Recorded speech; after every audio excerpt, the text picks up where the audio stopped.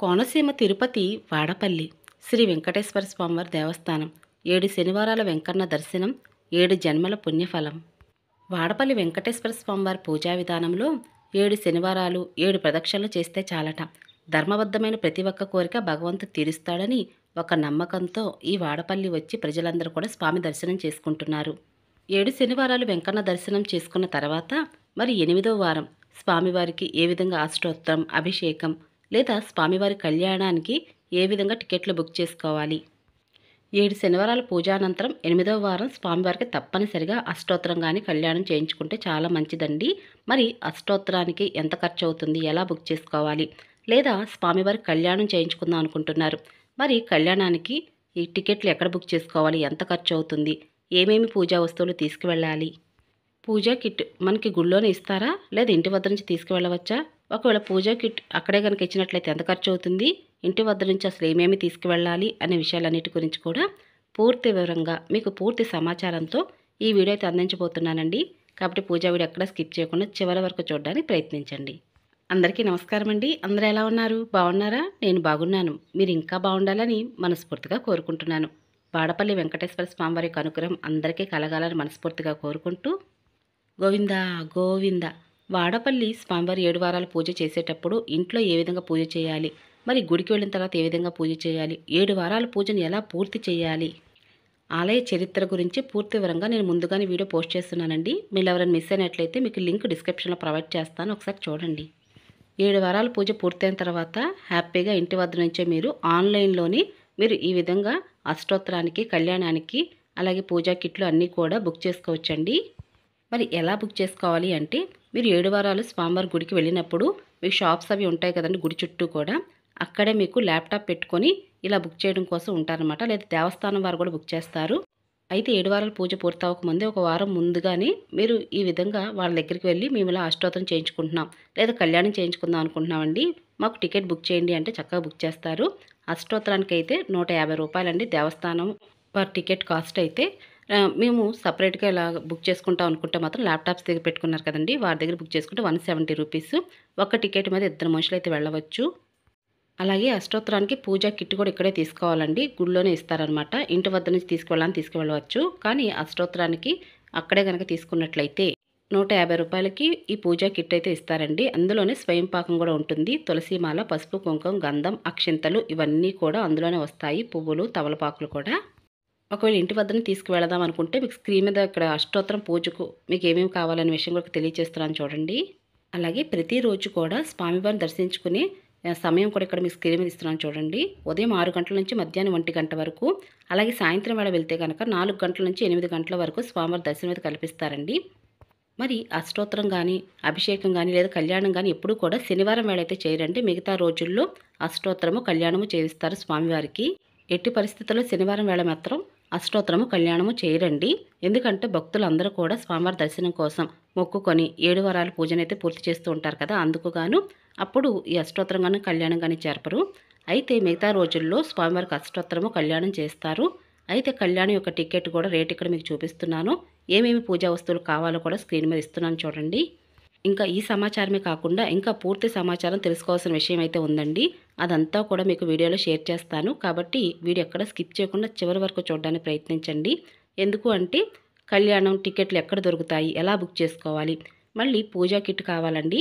ఎందుకంటే కళ్యాణం అంటే స్వామివారికి మనం పూజ చేస్తూ ఉంటాం.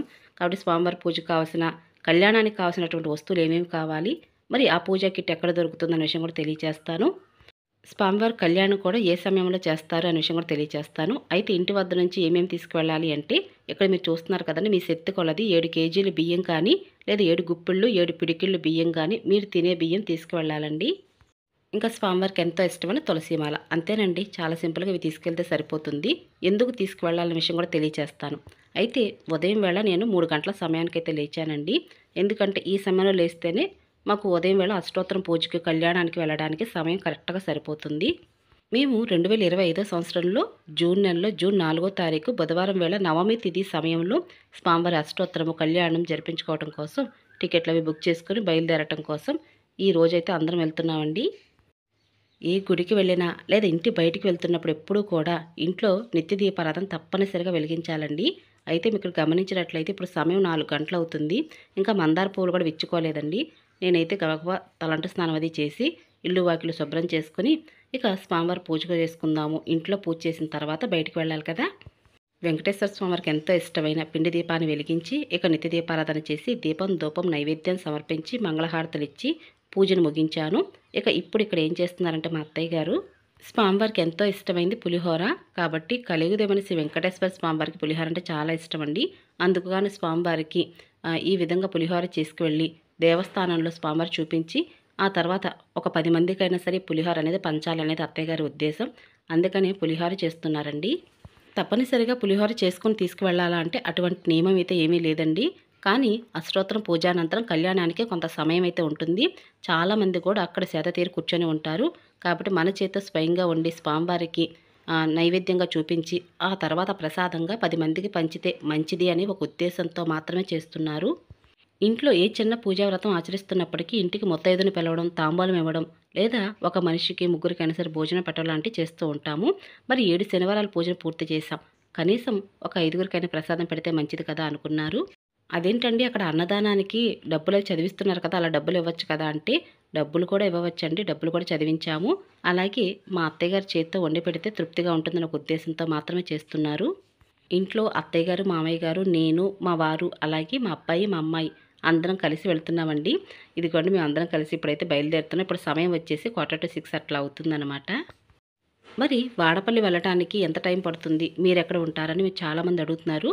మేము ఏలూరు దగ్గర ఒక చిన్న పల్లెటూరు అండి. మా పల్లెటూరు నుంచి ఏలూరు వెళ్ళడానికి 16 కిలోమీటర్ల దూరం అయితే ఉంటుంది. ఇక్కడ నుంచి వాడపల్లి వెళ్ళడానికి కరెక్ట్గా 3 గంటల సమయం పడుతుందండి.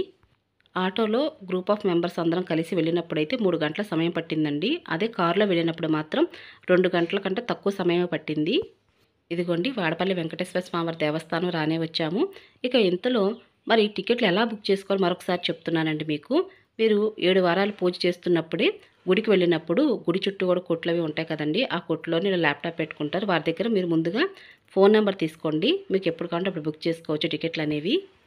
ఇక్కడ పార్కింగ్కి కార్ కోసం 40 రూపాయలు అయితే తీసుకున్నారండి. ఇక్కడ పార్క్ చేసేసాం కార్ అనేది. ఇక్కడ నుంచి అయితే గుడి లోపలికి వెళ్ళాలి. ఇక్కడ పార్కింగ్ అంతా కూడా మీకు చూపిస్తున్నాను చూడండి. మిగతా రోజుల్లో ఎంత ఖాళీగా ఉందన్నమాట. శనివారం మాత్రం ఇలా ఉండదండి. చాలా రష్గా ఉంటుంది. ఎక్కువ మంది జనం వస్తూ ఉంటారు కదా. బుక్ చేసుకున్న తర్వాత వారు టికెట్లు అయితే ఈ విధంగా మీ ఫోన్కి పంపిస్తారండి. ఇక్కడ మీరు గమనించినట్లయితే 150 రూపాయల టికెట్ అన్నట్టుగా చూపిస్తుంది. 2 మనుషులు అయితే అష్టోత్తరానికి వెళ్ళవచ్చు. అష్టోత్తరం కూడా మీరు ఏ సమయంలో చేయించుకోవాలనే విషయం కూడా ఇక్కడ మీరు మెన్షన్ చేసుకోవచ్చండి. ఉదయం 6 గంటలకి, 7 గంటలకి, 8 గంటలకి, 9 గంటలకి అంతేనండి. ఈ 4 గంటల్లోనే గంటకి అష్టోత్తరం అనేది చేస్తూ ఉంటారు. అష్టోత్తరం పూజ అనేది గంట సమయం పడుతుంది. అందుకుగాను అలా స్లాట్ మీరు ఎప్పుడైనా సరే బుక్ చేసుకోవచ్చు. మేము 9 గంటల స్లాట్ బుక్ చేసుకున్నాం. ఎందుకంటే దూరం నుంచి వెళ్ళాలి కాబట్టి సమయానికి అందుతామో లేదా అని. బుక్ చేసుకున్న వారి దగ్గరికి వెళితే ఇలా పేపర్స్ అయితే ఇచ్చారండి. పేపర్స్లో కూడా మా పేర్లు, గోత్రనామాలు ఇవన్నీ కూడా మెన్షన్ చేసి ఉన్నాయి. ఈ పేపర్లు తీసుకున్న తర్వాత మీకు పూజా కిట్ కావాలని అడిగారు. మేము అక్కడే తీసుకున్నాం. 150 రూపాయలండి. 2 కిట్లు అయితే తీసుకున్నాము. అత్తయ్య గారు, మామయ్య గారు అష్టోత్తరం టికెట్టు, అలాగే మేము మా పిల్లలు కలిసి ఒక అష్టోత్తరం టికెట్ తీసుకున్నాము. గుడి దగ్గరే ఇలా విడివిడిగా అయితే అమ్ముతూ ఉంటారండి. స్వయం పాకం కూడా అక్కడే అమ్ముతూ ఉంటారు. మీరు ఇంటి వద్ద నుంచి కూడా ఈ పూజా కిట్ అంతా కూడా తీసుకువెళ్ళవచ్చు, లేదా అక్కడే తీసుకోవచ్చండి. ఇలా తీసుకున్న తర్వాత డైరెక్ట్గా గుడిలోకి వెళ్ళిపోవాలండి. 7 ప్రదక్షిణలు 7 వారాలు చేసినప్పుడు మనం ప్రదక్షిణలు చేస్తూ ఉంటాం కదా. కానీ ఈసారి గుడి బయట చేయకూడదండి ప్రదక్షిణలు. గుడి లోపల ప్రదక్షిణలు అయితే చేయవలసి ఉంటుంది. అందుకు గాను 1 రూపీ కాయిన్, పువ్వు చేత్తో పట్టుకొని ప్రదక్షిణలు చేస్తూ ఉంటాం కదా. చూడండి అప్పుడే అష్టోత్తరం కోసం పూజ అయితే అయిందండి. ఒకసారి మళ్ళీ 8 గంటల స్లాట్కి అయితే అందరూ కూడా వచ్చేసారు. లైన్లో ఉండాలి. మేమైతే 8 గంటల సమయానికైతే గుడికి వచ్చేసామండి. అయితే ప్రదక్షిణలు అవి చేయాలి కదా, 7 ప్రదక్షిణల కోసం అని చెప్పి మేమందరం కూడా స్వామివారికి నమస్కరించుకొని ఉండి దగ్గర నుంచి అంటే ధ్వజస్తంభం దగ్గర నుంచి కూడా మేము ప్రదక్షిణలు అయితే చేస్తున్నాము. ఇలా 7 ప్రదక్షిణలు అయితే చేయవలసి ఉంటుంది.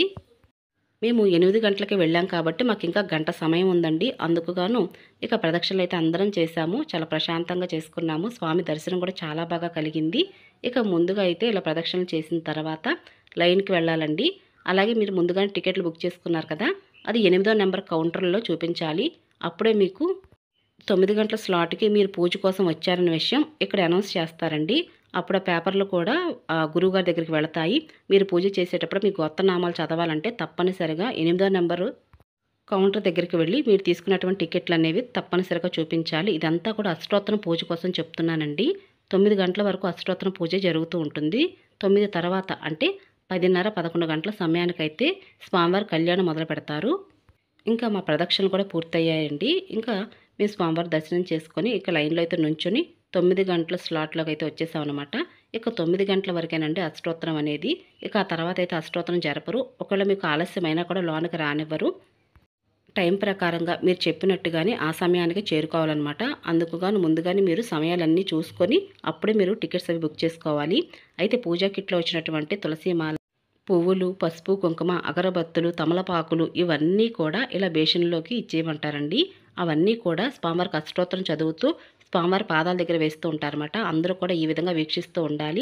మరి ఈ అష్టోత్తర పూజ గుళ్ళో ఎక్కడ చేపిస్తారండి, ఎక్కడికి వెళ్ళాలి అని అంటే మీరు గుళ్ళోకి ఎంటర్ అయిన తర్వాత వెంటనే అండి మీకు ఇక్కడ చక్కగా ఖాళీ ప్రదేశం ఒకటి కనిపిస్తూ ఉంటుంది. మండపంలాగా ఆ మండపంలోనే చేస్తారండి. మీకు ఇంకా ఈజీగా చెప్పాలి అంటే స్వామివారి కోసం ఉచిత దర్శనానికి లైన్ అది కట్టిన తర్వాత స్వామివారికి దర్శనం చేసుకుంటాను చూసారండి. అక్కడ ఖాళీగా ఉన్నటువంటి ప్రదేశంలోనే ఈ విధంగా స్వామివారికి అష్టోత్తరం అది జరిపించడం కోసం ఇక్కడ అందరం కూడా కూర్చోబెట్టి చేవిస్తూ ఉంటారు. కానీ శనివారం వాళ్ళైతే చేయరండి. మిగతా రోజులన్నింటిలో కూడా స్వామివారికి అష్టోత్తరము, కళ్యాణము అయితే చేస్తారు. ఒక అరగంట సేపు అష్టోత్తరం పూజ అనంతరము స్వామివారికి నమస్కారం అది చేసుకున్న తర్వాత స్వయంపాకం ఇచ్చి నమస్కారం చేసుకోమని చెప్తారు. ఈ విధంగా అష్టోత్తరం పూజ అయితే పూర్తి చేయాలి. ఇక ఇప్పుడు అష్టోత్తరం అయిన తర్వాత గోదర్శనం చేసుకోమంటారండి. గోవు దర్శనం చేసుకొని రమ్మంటారు. అక్కడే గోవు, దూడ కూడా ఉంటాయి. కాబట్టి చక్కగా దర్శనం అది చేసుకోండి. కొంచెం గడ్డి అది అక్కడే ఉంటుంది. తీసుకొని ఆవుకి, దూడకి పెట్టండి. చాలా అంటే చాలా మంచిది. మనం తెలిసి తెలియక చేసిన పాపాలన్నీ కూడా 3 కోట్ల దేవతలు కొలువు తీర ఉన్నటువంటి గోమాతను దర్శించుకోవటం వల్ల అవన్నీ కూడా పటాపంచలైపోతాయి. అలాగే మీరు కోరుకున్న కోరిక కూడా త్వరగా నెరవేరుతుందని ఒక నమ్మకంతో గురువుగారు అయితే ఈ విధంగా ప్రదక్షిణలు చేసి నమస్కారం చేసుకోమంటారండి. గోవు కూడా స్వామివారి కళ్యాణ మండపానికి దగ్గరగానే ఉంటుంది. కాబట్టి పక్కనే ఉంటుంది. నమస్కారం చేసుకోండి. చాలా అంటే చాలా మంచిది. ఇలా అయిన తర్వాత స్వామివారి విగ్రహం కూడా పక్కనే ఉంటుందండి. కాబట్టి తులసి మాల కానీ, స్వామివారు తీసుకొచ్చినటువంటి పువ్వులు కానీ అలంకరణ చేయవచ్చు. అబ్బాయి ఇదంతా మాకు కూడా తెలుసండి.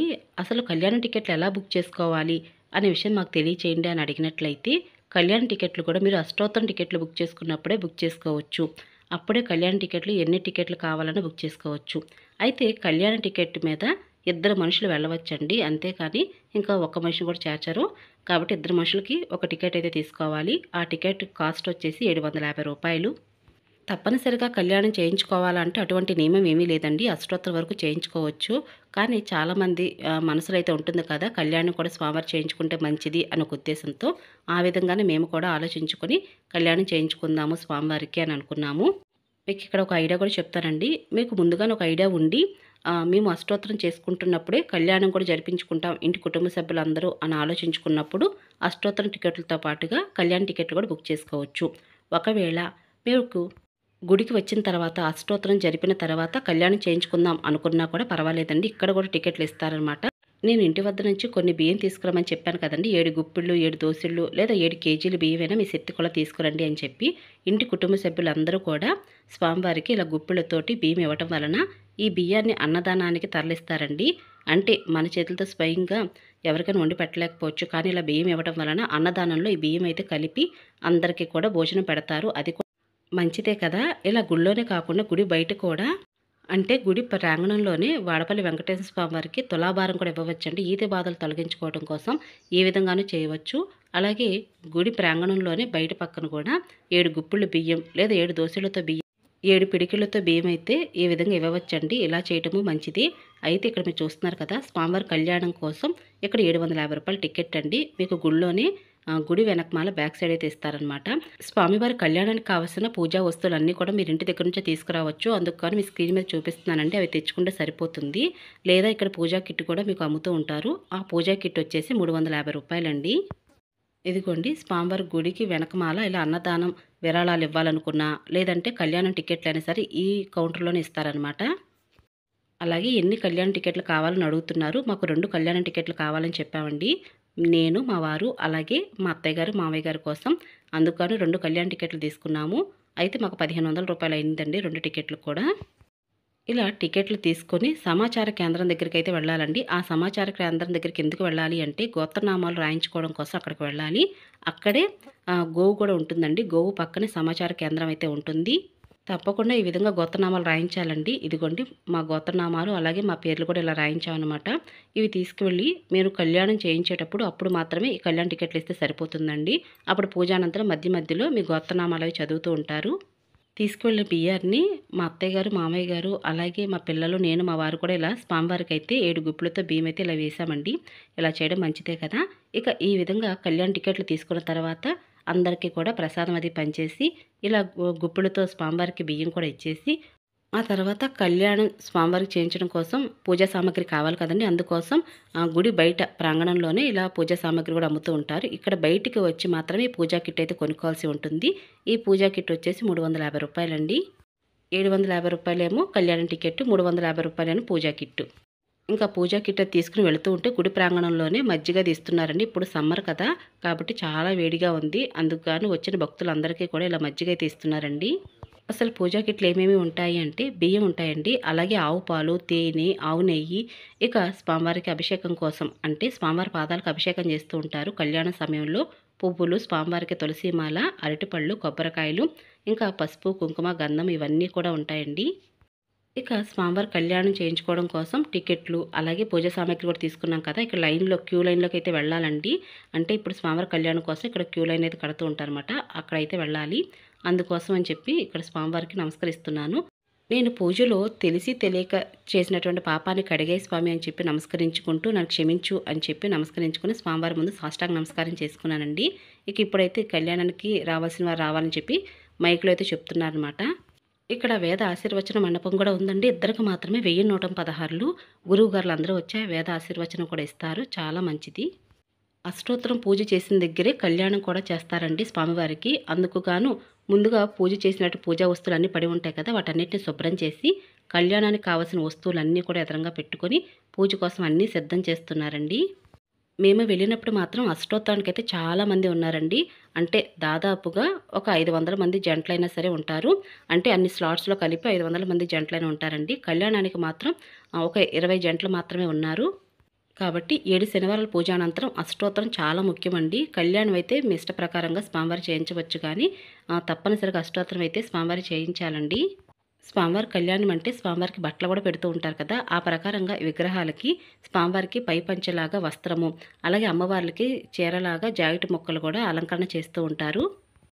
అలాగే ఎంతమంది అయితే టికెట్లు తీసుకున్నారో వారందరి పేరు మీద కూడా స్వామివారికి వస్త్రాలు సమర్పించినట్టుగా ఈ పై పంచ, జాకెట్ ముక్క కూడా స్వామివారికి సమర్పించి ఆ తర్వాత అందరికి కూడా ఇస్తారండి.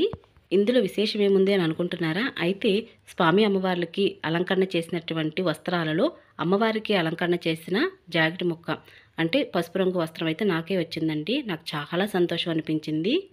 అనుకోకుండా యాదృచ్ఛికంగా వచ్చినప్పటికీ కూడా అది స్వామివారికి అనుగ్రహమే అనుకుంటాను. ఈ విధంగా వాడపల్లి వెంకటేశ్వర స్వామివారు నన్ను అనుగ్రహించారని నమ్ముతూ ఇక మేము పూజనైతే ముగించుకున్నానండి. ఇక పూజ అనంతరం అంటే కళ్యాణానంతరం ఇక అన్నదానం అండి. ఇక గుడి వెనకమాల అంటే ఎగ్జిట్ వైపుగా వస్తే మీకు ఇక్కడ భోజనాలు అయితే పెడుతూ ఉంటారు. మరి ఉదయం వేళ నుంచి ఉపవాసం ఉండాలా అంటే ఏమీ తినకుండా ఉంటే మంచిదండి. కళ్యాణం అయిన తర్వాత మాత్రం ఇక్కడ భోజనం అయితే చేయవచ్చు. చక్కగా ఇక్కడ ఎప్పుడూ కూడా నిత్యంగా అన్నదానం చేస్తూ ఉంటారండి. శనివారం వేళ అయితే వేలాది భక్తులకు అన్నదానం చేస్తూ ఉంటారు. ఇలా మామూలుగా రోజుల్లో అయితే అష్టోత్తరానికి కళ్యాణానికి వచ్చిన భక్తులే కాబట్టి అలాగే నిత్యంగా స్వామివారిని దర్శించుకునే భక్తులందరికీ కూడా ఈ విధంగా నిత్య అన్నదానం అయితే ఇక్కడ చేస్తూ ఉంటారండి. ఇక భోజనం చేసిన తర్వాత బయటకు వచ్చాము. ఇక అంతా కూడా ఇక్కడ షాపింగేనండి. అంటే పూజకు కావాల్సిన పూజా సామాగ్రి అన్నీ కూడా చాలా బాగా దొరుకుతాయి. అంటే పూజా ఫొటోస్ కూడా చాలా బాగున్నాయి. ఇక ఇవి ఇక్కడ మేము షాపింగ్ అది చేసుకొని బయలుదేరామన్నమాట. ఇంకా మీకు పూజలు ఎటువంటి సందేహాలున్నా కింద కామెంట్ సెక్షన్లో అడగండి. తప్పకుండా సమాధానం చెప్తాను. ఎందుకంటే మేము వెళ్ళినప్పుడు కూడా మాకు చాలా డౌట్స్ అయితే ఉన్నాయి. అవన్నీ కూడా మాకెవరూ డౌట్స్ క్లియర్ చేయలేదండి. నేను ఒకసారి గుడికి వెళ్ళొచ్చాను కాబట్టి నాకు కొన్ని విషయాలైతే బాగా అర్థమయ్యాయి. ఆ వాడపల్లి వెంకన్న దర్శనం మీ అందరికీ కూడా కలగాలని, మీరు కోరుకున్న కోరికలు కూడా నెరవేరాలని మనస్ఫూర్తిగా కోరుకుంటూ గోవిందా గోవింద ఏడుకొండలవాడ వెంకటరమణ గోవిందా గోవింద. మీకు ఏమాత్రం ఈ వీడియో ఉపయోగపడినా నేను చాలా సంతోషిస్తానండి. అలాగే వీడియోని లైక్ చేసి, షేర్ చేసి, కమెంట్ చేయండి. మరొక మంచి పూజా విధానంతో మళ్ళీ కలుసుకుంటానండి. ఇక అప్పటి వరకు నమస్కారం అండి.